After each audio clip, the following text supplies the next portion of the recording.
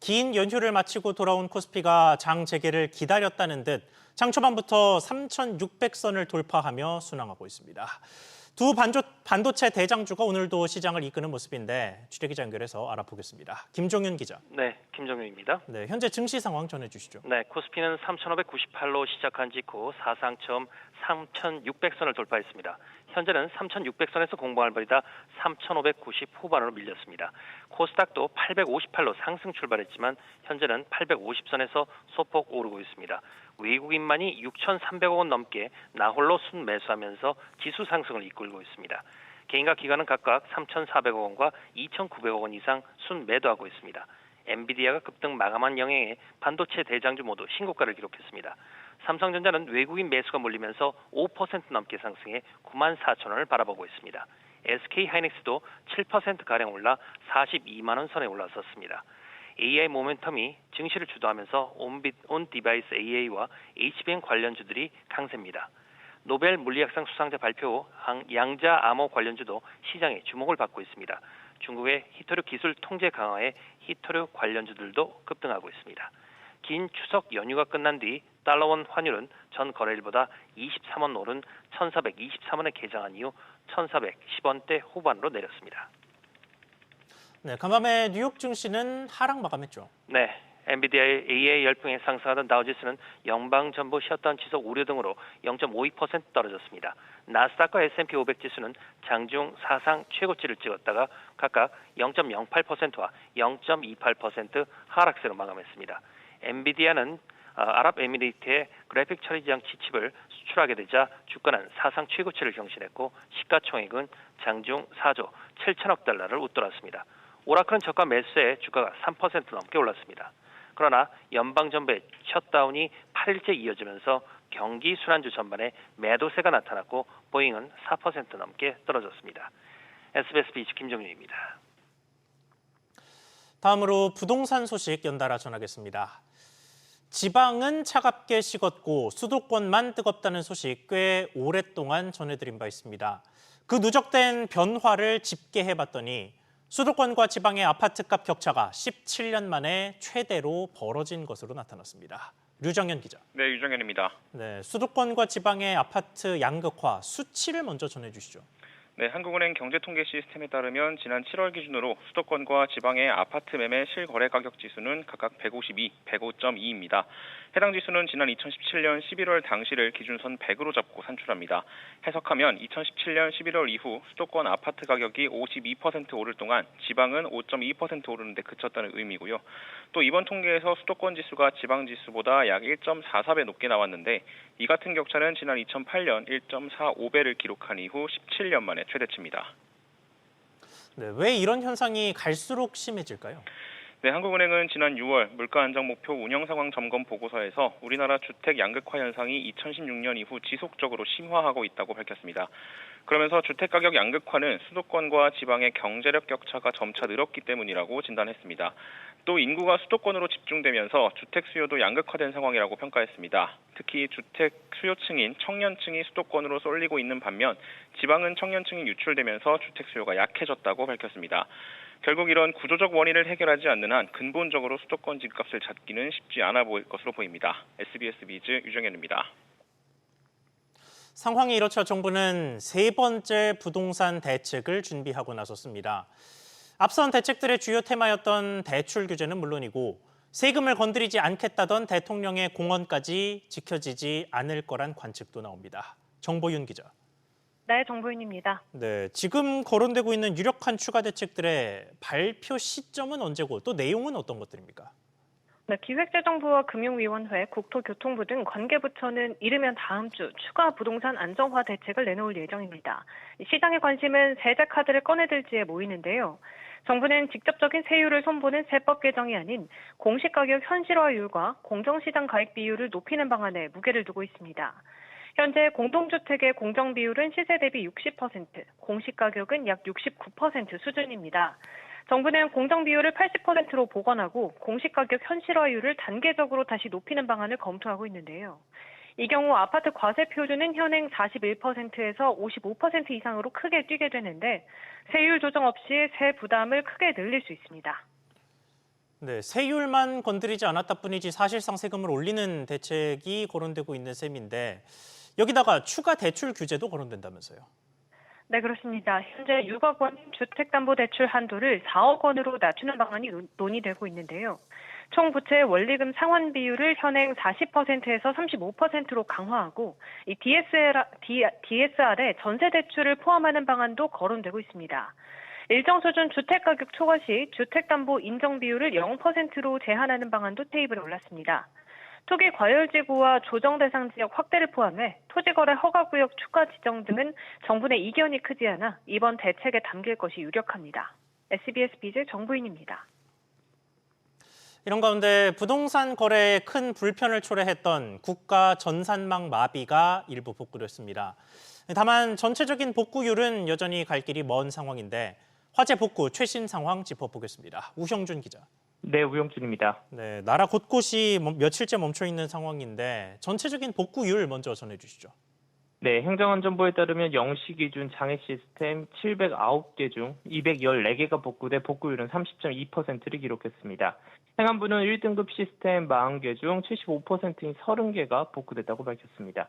중대본은 앞서 어제 오전 중대본 10차 회의에서 국정자원 내부관리 시스템인 엔탑스가 복구돼 보다 정확한 복구 체계를 갖췄다며 화재 피해를 입은 시스템은 당초 파악된 647개가 아니라 709개라고 정정했습니다. 중대본은 또 국정자원 대전본원 8전산실의 분진 제거가 완료돼 내일부터 재가동할 예정이라고 설명했습니다.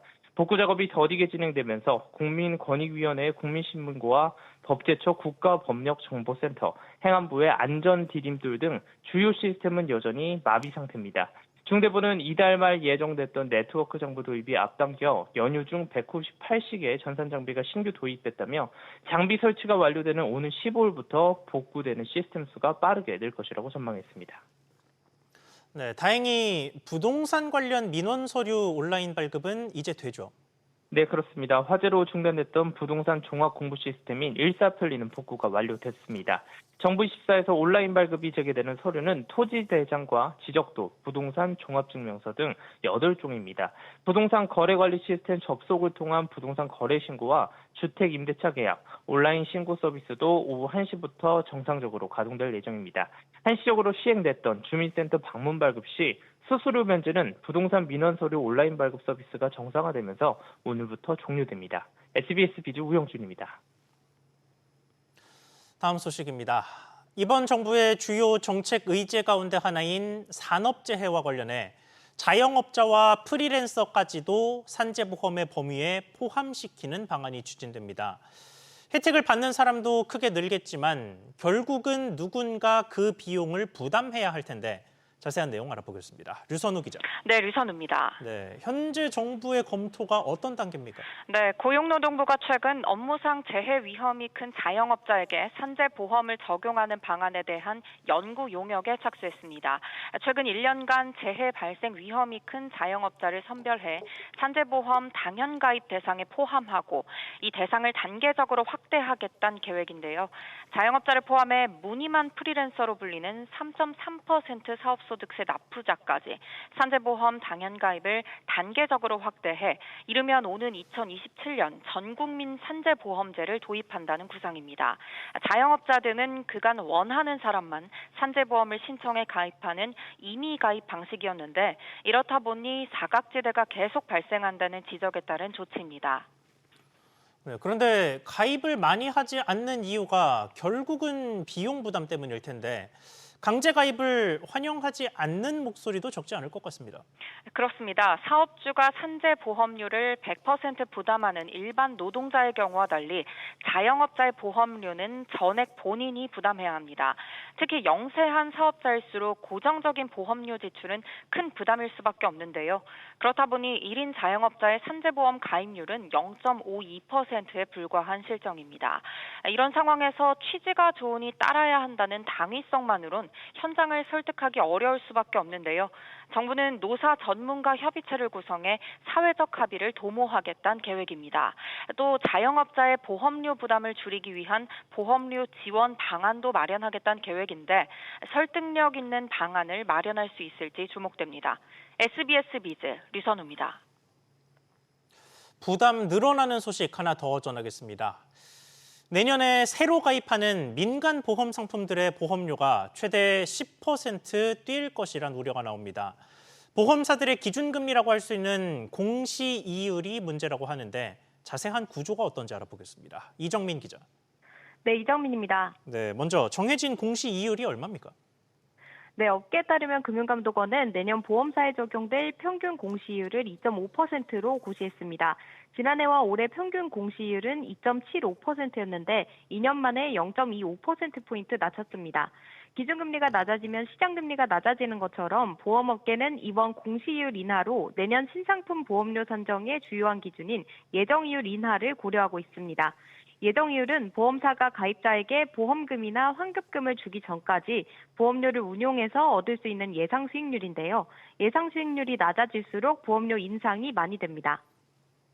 자, 지금 이야기를 간단하게 정리하면 가입자의 보험료를 받아서 굴리는 예상 수익이 줄어든다는 거고 그 때문에 보험료를 일반적으로 높이게 된다는 거죠.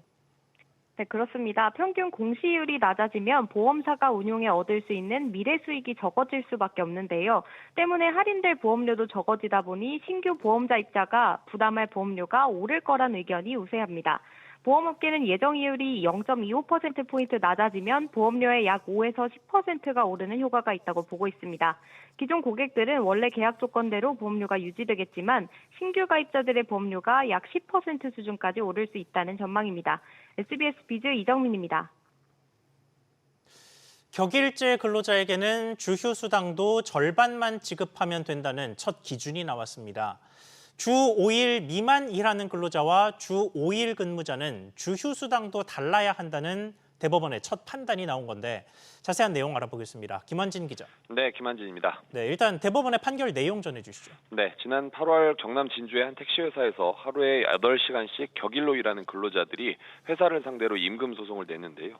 원심은 이들에 대한 유급 주휴 시간이 8시간이라고 판단했습니다. 그러나 대법원은 다르게 봤는데요. 주휴수당은 한 주간 소정 근로일을 개근한 근로자에게 지급되는 임금이기 때문에 주당 소정 근로일이 닷새에 못 미치면 소정 근로일 수를 5일로 환산해서 소정 근로시간을 산정해야 한다며 원심을 깼습니다. 예컨대 하루에 8시간씩 사흘 일했을 경우 총 근로시간 24시간을 5일로 나눈 4.8시간으로 하루치 주휴수당을 계산해야 한다는 겁니다. 네, 그러면 이번 판결의 영향은 주로 어디가 받게 될까요? 네, 소규모 사업장이나 프랜차이즈 매장 등 아르바이트나 하루를 건너뛰면서 일하는 등의 근무시간 형태가 다양한 사업장이 영향권에 놓일 전망입니다. 통계청 집계상 시간제 근로자가 400만 명에 육박하는 가운데 자영업자들의 인건비 부담이 한층 줄어들 것으로 보이는데요. 이런 맥락에서 주휴수당을 지급하지 않아도 되는 15시간 미만 초단기 근로자를 여러 명 두는 이른바 쪼개기 고용 관행이 줄어드는 효과가 있을 것이라는 분석도 나옵니다. SBS 비즈 김한진입니다. 금연구역에서 담배를 피우다 적발되면 최대 10만 원의 과태료를 내야 하죠. 다만 금연 교육 등을 이수하면 이 과태료를 감면받거나 혹은 면제받을 수도 있는데 보건복지부가 관련된 기준들을 더 세세하게 바꿨습니다. 어떻게 달라지는지 취재기자 연결해 보겠습니다. 정광윤 기자. 네, 정광윤입니다. 네, 과태료 감면 기준이 어떻게 바뀌었습니까? 최근 금연구역 업무 지침을 새로 내놓으면서 적발된 사람들이 불평하거나 일선에서 헷갈릴 부분을 원천 차단했습니다. 현재 온라인 금연교육만 받으면 최대 10만 원 과태료를 절반으로 깎아주고 보건소나 병의원 금연클리닉에 금연 상담 전화까지 다 이수한 경우엔 전액을 면제해 주는데요. 면제 기준을 기존 병의원 8주에서 12주 금연 프로그램 이수에서 6회 상담 또는 금연치료제별 8주에서 12주 투약 기준 만족으로 구체화시켰습니다. 또 금연구역 지정 범위도 해당 건물 실내 금연에서 시설 전체 금연으로 바꾸면서 금연 빌딩 옥상도 안 된다는 점을 명확히 했습니다. 실외 흡연구역은 원래 보행자 주 통행로에서 20m 이상 떨어진 곳에 만드는 게 기본 원칙이었는데 입지 특성을 감안해 간접 흡연이 발생하지 않는 위치로 기준을 강화했습니다. 네, 그러니까 전체적으로 대충 하고 나중에 감면만 받겠다는 것을 차단한 것으로 보이는데 금연구역으로 법으로 못 박은 곳도 더 늘었다면서요? 네, 실내 체육시설들은 시설 전체를 금연구역으로 지정해야 하는데요. 법 개정을 통해 인공암벽장, 풋살장, 스크린 골프장을 비롯한 가상체육시설 등이 새로 포함됐습니다. 또 일반적인 초중고와 달리 금연시설에서 빠져 있었던 대안학교 등 대안교육기관도 추가됐습니다. 과태료 감면 신청 정보 보관 기간도 2년에서 3년으로 늘어났는데요. 지금은 첫 감면 신청 시점을 포함해 두 번째 적발까지는 봐주지만 2년 안에 3번 적발되면 감면 혜택이 종료되고 과태료를 전액 납부해야 합니다. SBS 비즈 정광윤입니다.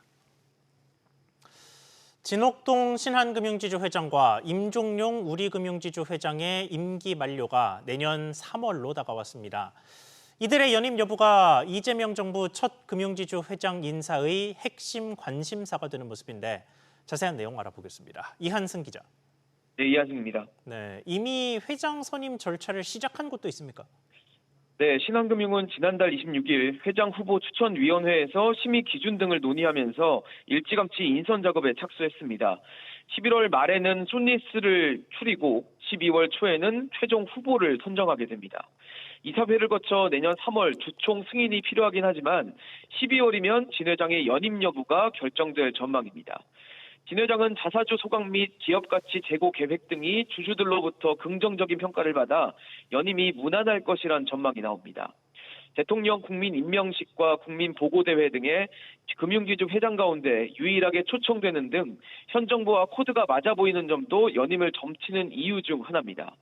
다만 재임 기간이었던 지난해 신한투자증권의 1,300억 원대 선물 거래 손실은 5점으로 지목되고 있습니다.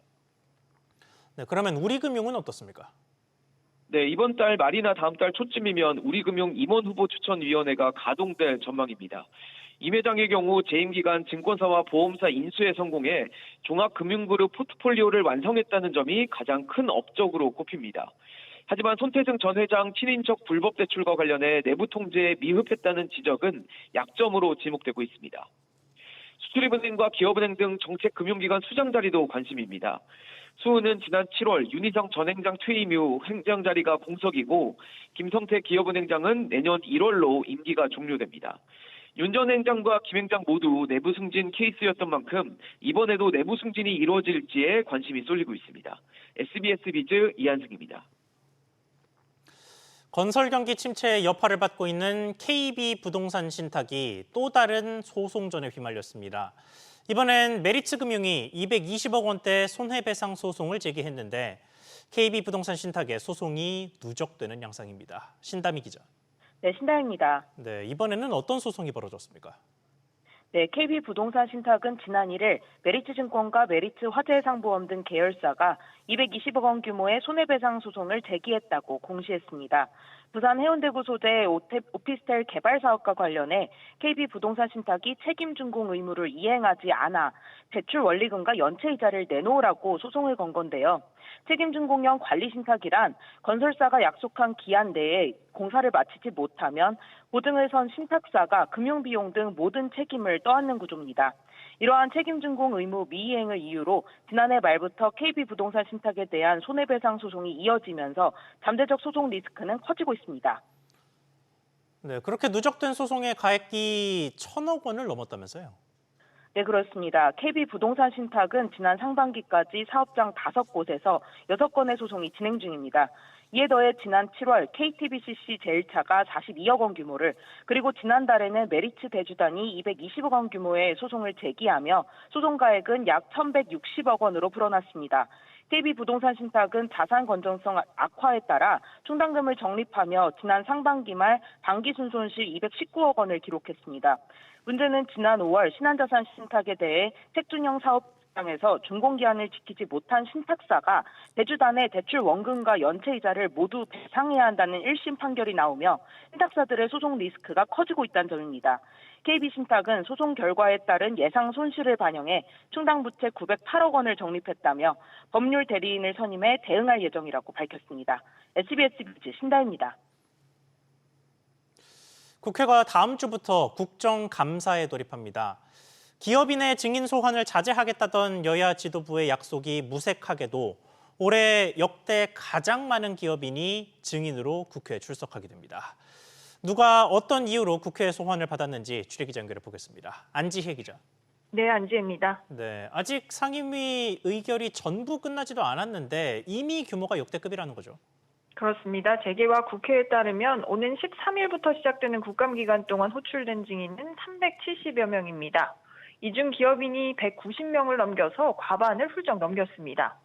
지난해 국감에서는 510명의 증인 중 기업인이 159명에 달해서 증인 전체로나 기업인으로 보나 모두 신기록을 경신했는데요. 17개 국회 상임위의 증인 채택 절차가 모두 마무리되면 전체 기업인 증인 수는 200명을 넘길 것으로 전망됩니다. 정무위원회가 최태원 SK그룹 회장과 김영섭 KT 사장, 김병주 MBK 파트너스 회장 등에 대한 출석을 의결했고 과학기술방송통신위원회는 이딴 이동통신사 해킹 사태와 관련해서 유영상 SKT 사장 등 이통 3사 CEO를, 행안위는 이수기업의 노동자 집회와 책임 경영과 관련해 정의선 현대차그룹 회장을 각각 호출했습니다. 국토교통위는 10대 건설사 중 8개사 대표를 증인으로 불러서 반복되는 중대재해 관련 건설사들 책임을 따져 물을 계획입니다. 네, 물론 논란이 큰 현안이 있다면 경영자나 총수가 직접 책임지고 설명하는 것이 있을 때 마땅히 소환을 해야겠습니다만, 그런데 무차별적인 소환의 부작용도 많다면서요? 그렇습니다. 한정된 국감 일정상 이렇게 많은 증인을 불러도 모두에게 질문이 돌아가지는 않는데요. 최태원 SK그룹 회장의 경우 계열사 부당 지원과 관련해 오는 28일 국회 정무위 국정감사에 출석을 해야 하는데, 당일은 최 회장이 회장으로 있는 대한상공회의소가 에이펙 정상회의 공식 부대 행사를 개막하는 날입니다. 결국 바쁜 경영 일정 속에 시간을 내 국회에 출석했지만 질문도 받지 못하고 귀가하는 장면이 올해도 반복될 가능성이 높은 상황입니다. SBS 비즈 안지혜입니다. 미국에 이어서 유럽연합마저 수입 철강 관세를 기존 25%에서 50%로 올리겠다고 밝혔습니다. 역시나 자국 산업 보호가 이유인데 우리 정부는 유럽연합과도 협상에 나서야 하는 상황이 됐습니다. 최지수 기자. 네, 최지수입니다. 네, 유럽연합 관련 현재 상황 어떤지 전해주시죠. 네, 유럽연합은 무관세가 적용되는 연간 철강 총량을 기존보다 47% 줄어든 1,830만 톤으로 설정하고 쿼터 이외 물량에 대한 세율은 50%로 올립니다. 신규 조치는 늦어도 기존 긴급 수입 제한 조치가 끝나는 내년 6월 말에는 시행됩니다. 유럽연합이 FTA 체결국에 대해선 물량 배분을 고려하겠다고 밝히면서 한미 후속 협상에 집중하던 정부 입장에서도 과제를 하나 더 떠안게 됐습니다. 산업통상자원부는 오늘 긴급 대책회의를 열고 수출 공급망 강화 보증 상품과 철강기업 대상 2차 보전사업 신설 추진 등 대응 계획을 논의했습니다. G20 무역투자 장관회의에 참석 중인 여한구 통상교섭본부장은 마로시 셰프 초비치 EU 통상 담당 집행위원을 만나 우리 입장을 적극 개진할 계획입니다.